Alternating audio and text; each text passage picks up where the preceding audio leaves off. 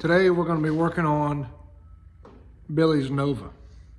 We got to build a fuel cell for it in there. This is the current setup that was in it. There's a bunch of things while we're making a new one. The big thing is we just want to get rid of a lot of this shit we don't use. And we want to tailor it more towards the car. Because don't mind this. Don't mind none of that shit. But we want to tailor it more to the car. That one was kind of pushing it on some limits of the overall size of the thing. So we're going to build it to the car, function how it should. This is what held this little guy on there. We're going to isolate that from the tank. We're going to soft mount it, as I call it. I like using these little snap grommets from Jigs.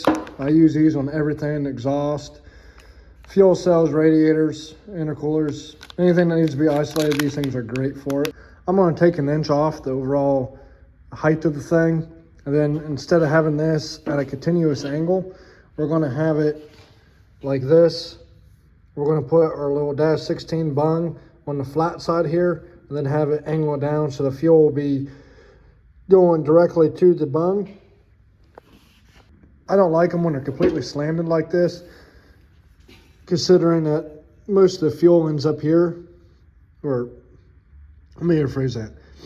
Fuel also ends up behind here and it can't get into the fitting. Don't really matter, but I want to make sure we can utilize every ounce of fuel in this thing as possible. So it's going to have a little flat on it, so that way the bung can weld flat to the bottom. Get rid of this. Basic fittings, a -16, a -12, a rollover. And we're going to do away with the snap style cap. We're going to do the nice billet thread on. Get rid of those.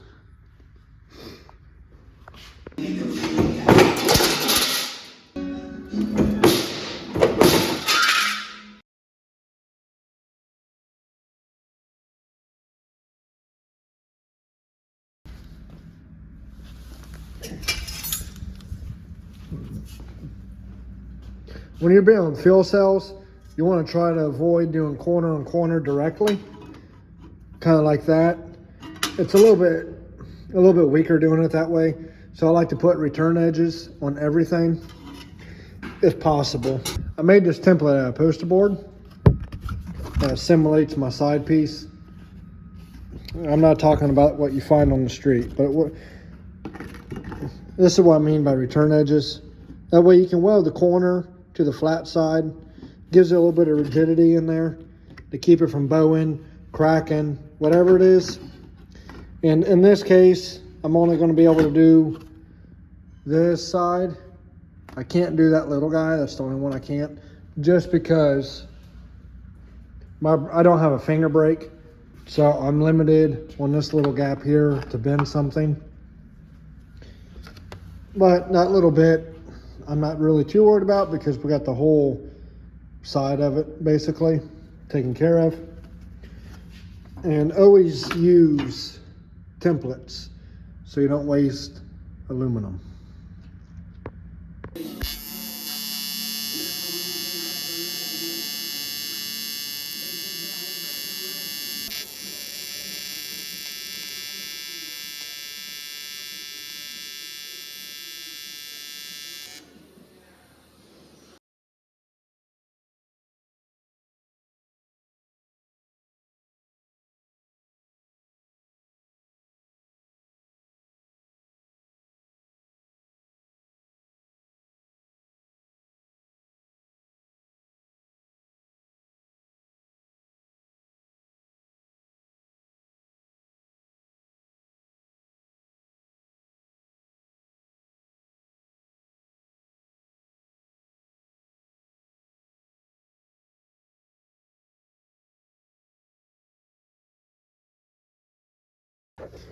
So I got the fuel cell just clamped up here, and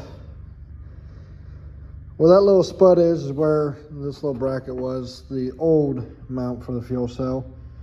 And my idea for this, because it needs to look good, and we're kind of limited on how to do this.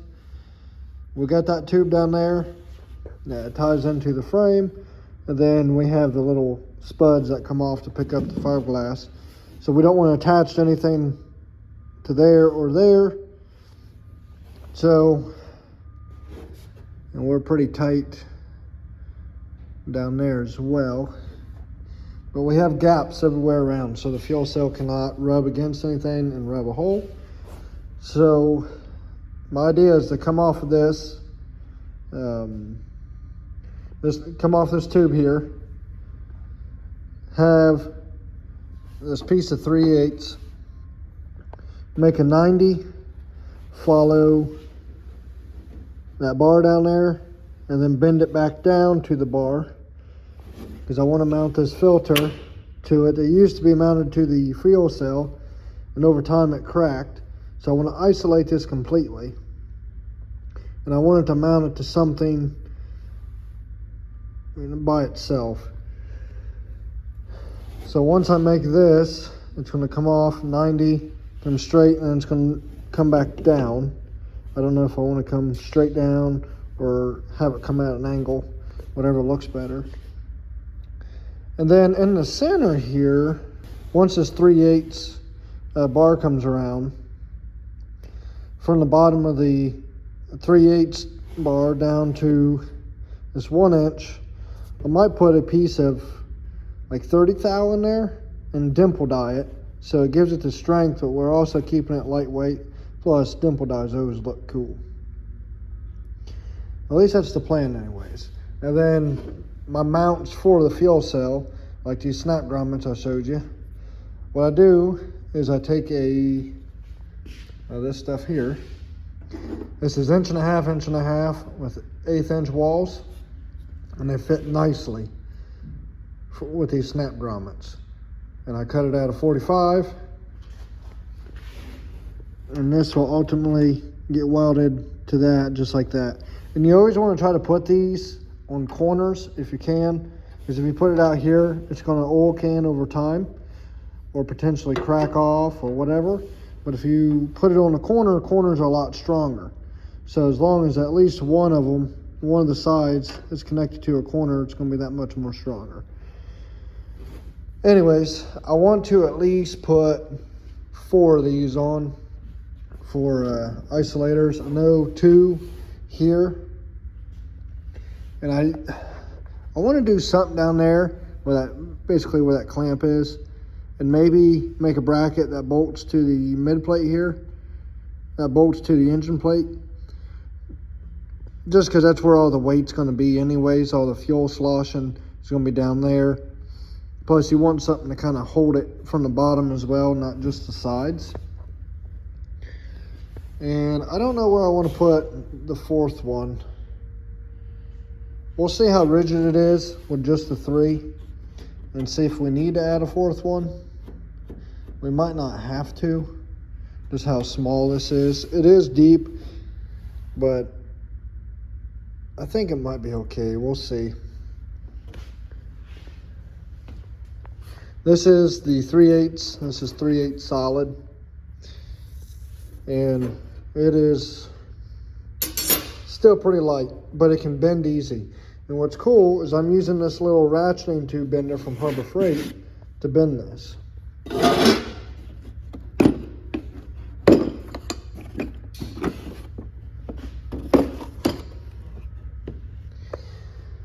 This is made for like brake lines, you know, copper, aluminum, stuff like that, but it does work with 3/8 solid and 3/8 hollow. However, 1/2 inch is a bit dicey. It gets a little sideways on us. But this thing, I'm pushing it to its limits, but it actually works really well. Here's a little update here. We got the tabs for the fuel cell mounted to the fuel cell, and the tabs for our little frame tacked on. And then I got another one down there. I'm gonna go ahead and take this off and get all the steel welded up to take some of the deflection out just because it's tacked right now, and see where I need to place some stiffeners. The fuel cell can kind of wait for a minute now since we got the basic idea down. I also need to make, we're going to take probably a piece of flat strap, mount it there, you know, make this look nice. I'm not sure how I want to do that yet. That's an awful big square. I don't want to just fill it full of sheet metal, then dimple dye it, and then it just, I don't know, it just won't look right. I might put another piece of material, this 3/8 stuff, from there to that corner, put a piece of sheet metal in this triangle here. It gives that something to mount to, but also ties that mount down here. It will really stiffen this corner up anyways, and it might be enough to keep it from being deflected. We'll see what happens.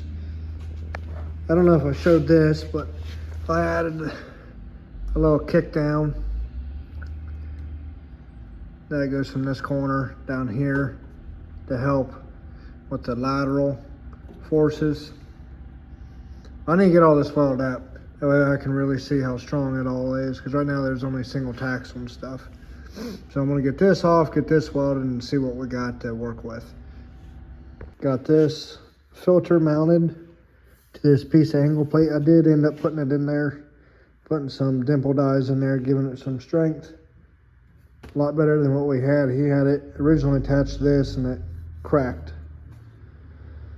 So this isolates it. We got the tank isolated. That's the way to do it. You want to isolate it so it can't cause cracks. This is how I check for leaks. I fill it full of water, and then I move the tank, obviously cap everything. I just took a piece of a grommet that goes for a firewall, shoved it in this dash 16 fitting. Well, anyways, got it on a drier surface. I wiped the tank down of all the water that spilled over.